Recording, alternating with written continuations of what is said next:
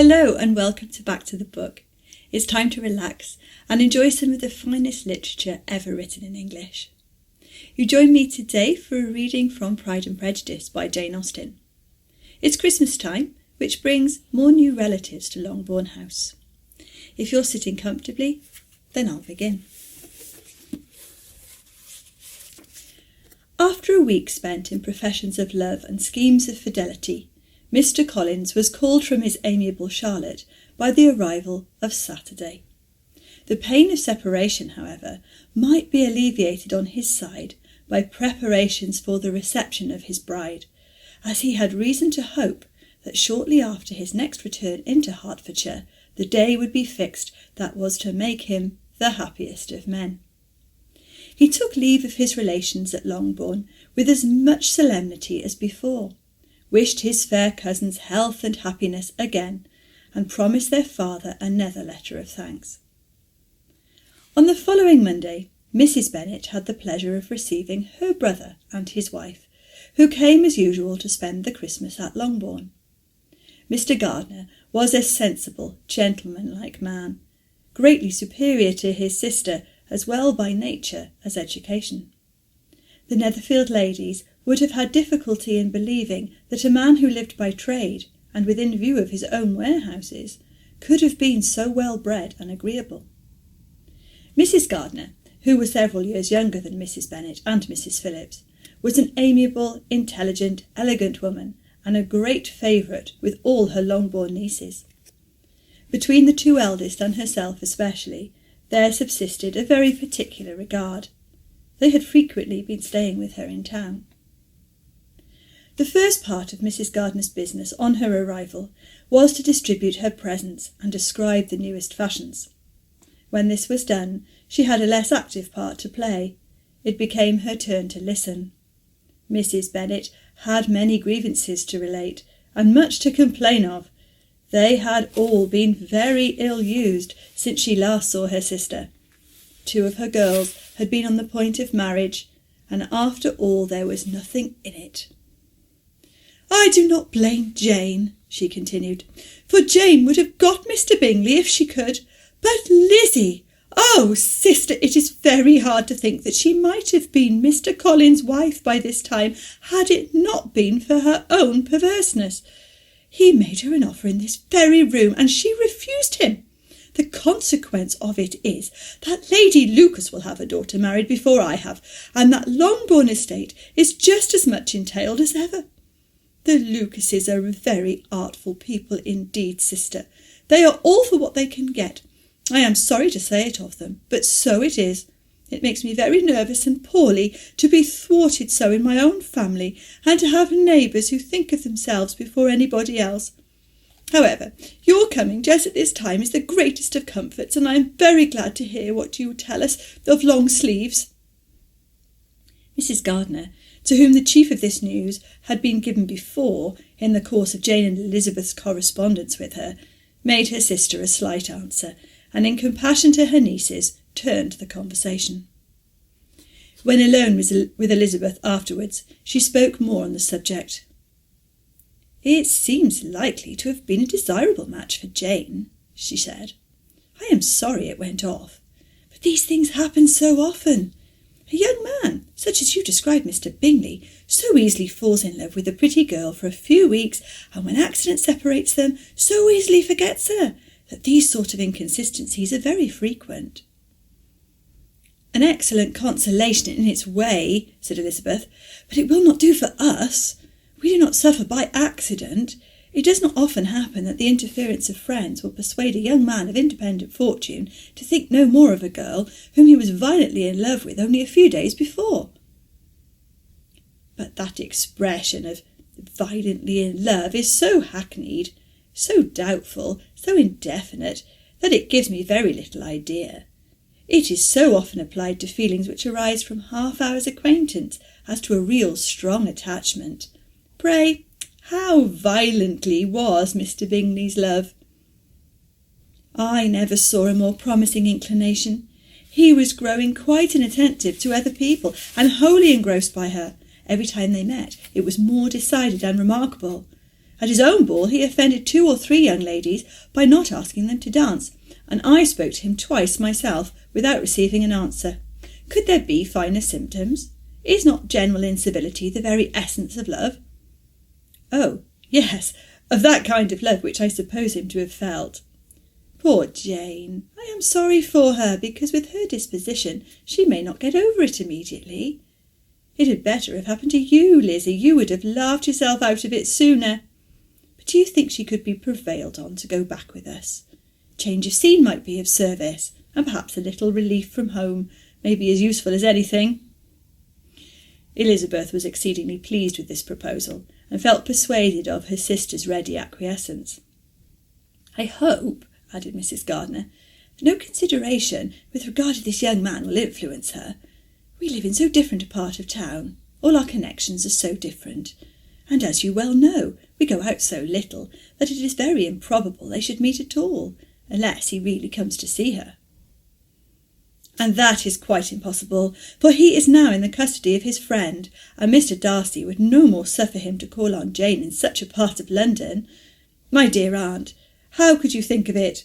Mr. Darcy may perhaps have heard of such a place as Gracechurch Street, but he would hardly think a month's ablution enough to cleanse him from all its impurities, were he once to enter it, and depend upon it, Mr. Bingley never stirs without him." "So much the better. I hope they will not meet at all. But does not Jane correspond with the sister? She will not be able to help calling." "She will drop the acquaintance entirely." And in spite of the certainty in which Elizabeth affected to place this point, as well as the still more interesting one of Bingley's being withheld from seeing Jane, she felt a solicitude on the subject which convinced her, on examination, that she did not consider it entirely hopeless. It was possible, and sometimes she thought it probable, that his affection might be reanimated, and the influence of his friend successfully combated by the more natural influence of Jane's attractions. Miss Bennet accepted her aunt's invitation with pleasure, and the Bingleys were no otherwise in her thoughts at the time than she had hoped that by Caroline's not living in the same house with her brother, she might occasionally spend a morning with her, despite any danger of seeing him. The Gardiners stayed a week at Longbourn, and what with the Phillipses, the Lucases, and the officers, there was not a day without its engagement. Mrs. Bennet had so carefully provided for the entertainment of her brother and sister that they did not once sit down to a family dinner. When the engagement was for home, some of the officers always made part of it, of which officers Mr. Wickham was sure to be one, and on these occasions Mrs. Gardiner, rendered suspicious by Elizabeth's warm commendation of him, narrowly observed them both. Without supposing them, from what she saw, to be very seriously in love, their preference of each other was plain enough to make her a little uneasy, and she resolved to speak to Elizabeth on the subject before she left Hertfordshire, and represent to her the imprudence of encouraging such an attachment. To Mrs. Gardiner, Wickham had one means of affording pleasure, unconnected with his general powers. About 10 or a dozen years ago, before her marriage, she had spent a considerable time in that very part of Derbyshire to which he belonged. They had, therefore, many acquaintance in common, and though Wickham had been little there since the death of Darcy's father, 5 years before, it was yet in his power to give her fresher intelligence of her former friends than she had been in the way of procuring. Mrs. Gardiner had seen Pemberley, and known the late Mr. Darcy by character perfectly well. Here, consequently, was an inexhaustible subject of discourse. In comparing her recollection of Pemberley with the minute description which Wickham could give, and in bestowing her tribute of praise on the character of its late possessor, she was delighting both him and herself. On being made acquainted with the present Mr. Darcy's treatment of him, she tried to remember something of that gentleman's reputed disposition, when quite a lad, which might agree with it, and was confident at last that she recollected having heard Mr. Fitzwilliam Darcy formerly spoken of as a very proud, ill-natured boy.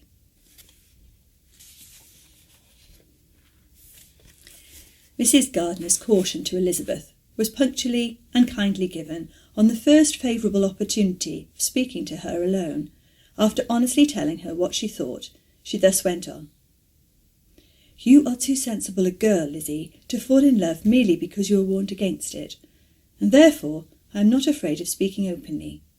Seriously, I would have you be on your guard. Do not involve yourself, or endeavour to involve him in an affection which the want of fortune would make so very imprudent. I have nothing to say against him. He is a most interesting young man, and if he had the fortune he ought to have, I should think you could not do better. But as it is, you must not let your fancy run away with you. You have sense, and we all expect you to use it. Your father would depend on your resolution and good conduct, I am sure. You must not disappoint your father." "My dear aunt, this is being serious indeed." "Yes, and I hope to engage you to be serious likewise." "Well then, you need not be under any alarm. I will take care of myself, and of Mr. Wickham too.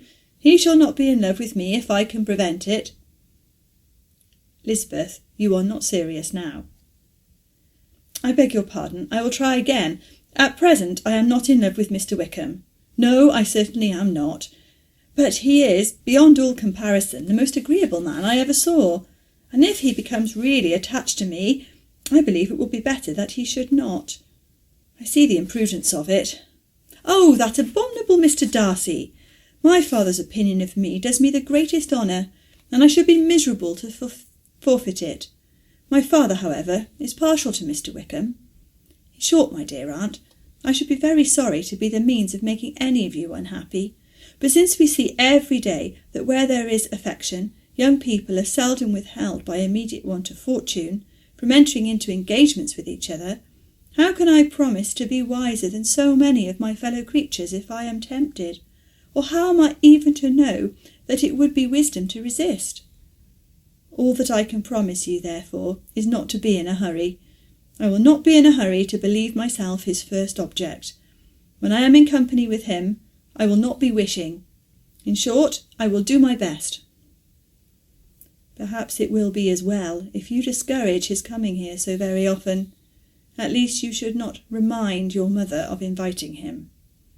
"As I did the other day," said Elizabeth, with a conscious smile. "Very true. It will be wise in me to refrain from that.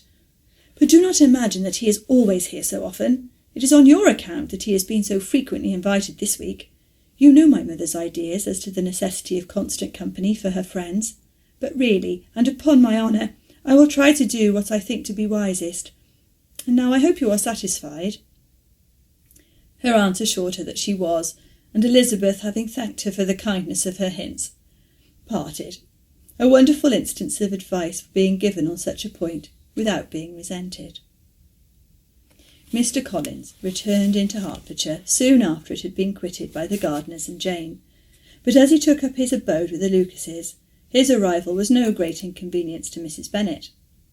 His marriage was now fast approaching, and she was at length so far resigned as to think it inevitable, and even repeatedly to say in an ill-natured tone that she wished they might be happy.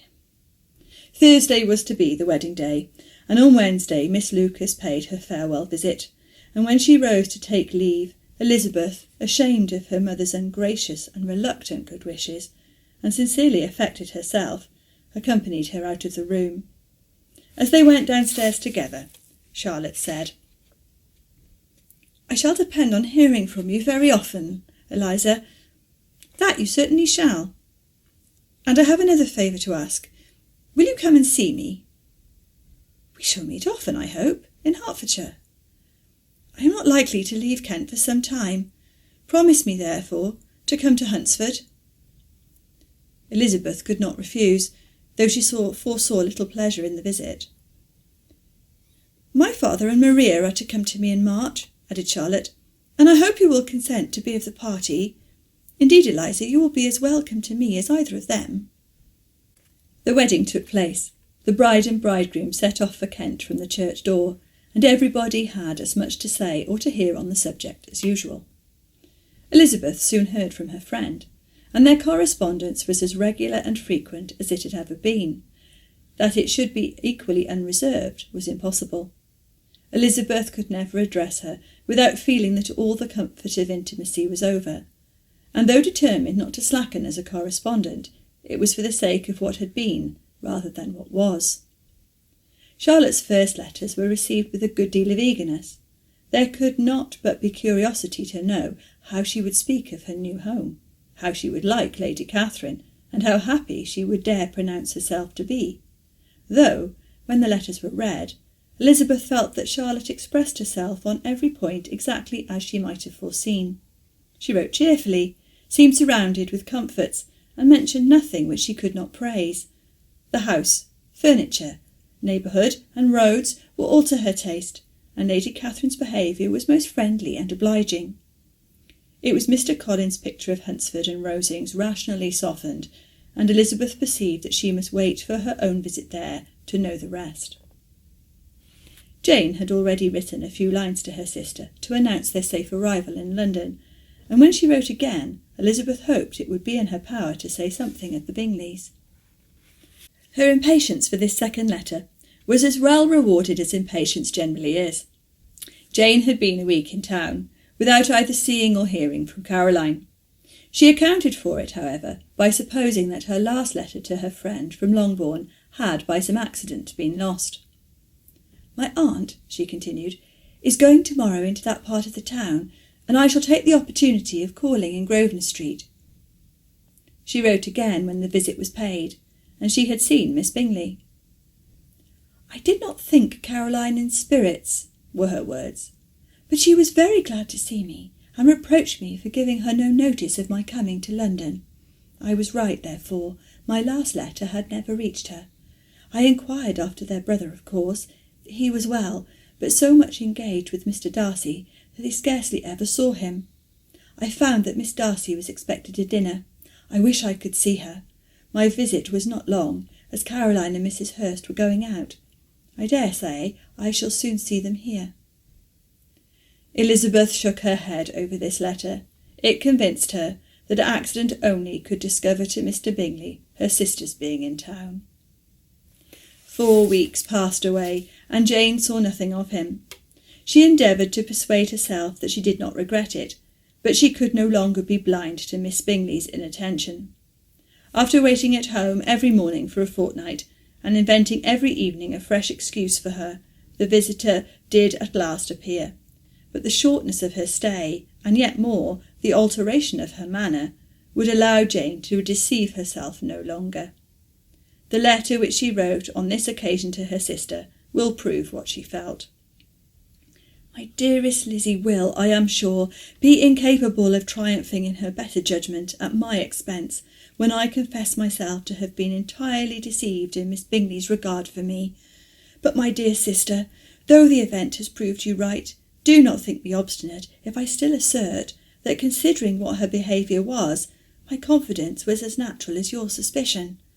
I do not at all comprehend her reason for wishing to be intimate with me, but if the same circumstances were to happen again, I am sure I should be deceived again.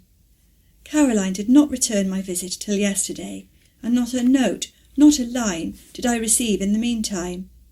When she did come, it was very evident that she had no pleasure in it. She made a slight formal apology for not calling before, said not a word of wishing to see me again, and was in every respect so altered a creature that when she went away, I was perfectly resolved to continue the acquaintance no longer. I pity, though I cannot help blaming her. She was very wrong in singling me out as she did. I can safely say that every advance to intimacy began on her side. But I pity her, because she must feel that she had been acting wrong, and because I am very sure that anxiety for her brother is the cause of it. I need not explain myself farther, and though we know this anxiety to be quite needless, yet if she feels it, it would easily account for her behaviour to me, and so deservedly dear as he is to his sister, whatever anxiety she may feel on his behalf is natural and amiable. I cannot but wonder, however, at her having any such fears now, because if he had at all cared about me, we must have met long, long ago. He knows of my being in town, I am certain, from something she said herself, and yet it should seem by her manner of talking as if she wanted to persuade herself that he is really partial to Miss Darcy. I cannot understand it. If I were not afraid of judging harshly, I should be almost tempted to say that there is a strong appearance of duplicity in all this. But I will endeavour to banish every painful thought, and think only of what will make me happy, your affection, and the invariable kindness of my dear uncle and aunt. Let me hear from you very soon. Miss Bingley said something of his never returning to Netherfield again, of giving up the house, but not with any certainty. We had better not mention it. I am extremely glad that you have such pleasant accounts from our friends at Hunsford. Pray go to see them, with Sir William and Maria. I am sure you will be very comfortable there. Yours. This letter gave Elizabeth some pain, but her spirits returned as she considered that Jane would no longer be duped, by the sister at least. All expectation from the brother was now absolutely over. She would not even wish for any renewal of his attentions. His character sunk on every review of it, and as a punishment for him, as well as a possible advantage to Jane, she seriously hoped he might really soon marry Mr. Darcy's sister, as, by Wickham's account, she would make him abundantly regret what he had thrown away. Mrs. Gardiner, about this time, reminded Elizabeth of her promise concerning that gentleman, and required information, and Elizabeth had such to send as might rather give contentment to her aunt than to herself. His apparent partiality had subsided. His attentions were over. He was the admirer of someone else. Elizabeth was watchful enough to see it all, but she could see it and write of it without material pain. Her heart had been but slightly touched, and her vanity was satisfied with believing that she would have been his only choice had fortune permitted it. The sudden acquisition of £10,000 was the most remarkable charm of the young lady to whom he was now rendering himself agreeable, but Elizabeth, less clear-sighted perhaps in his case than in Charlotte's, did not quarrel with him for his wish of independence. Nothing, on the contrary, could be more natural, and while able to suppose that it cost him a few struggles to relinquish her, she was ready to allow it a wise and desirable measure for both, and could very sincerely wish him happy. All this was acknowledged to Mrs. Gardiner, and after relating the circumstances, she thus went on. I am now convinced, my dear aunt, that I have never been much in love, for had I really experienced that pure and elevating passion, I should at present detest his very name, and wish him all manner of evil. But my feelings are not only cordial towards him, they are even impartial towards Miss King. I cannot find out that I hate her at all, or that I am in the least unwilling to think her a very good sort of girl. There can be no love at all in this. My watchfulness has been effectual, and though I should certainly be a more interesting object to all my acquaintance were I distractedly in love with him, I cannot say that I regret my comparative insignificance.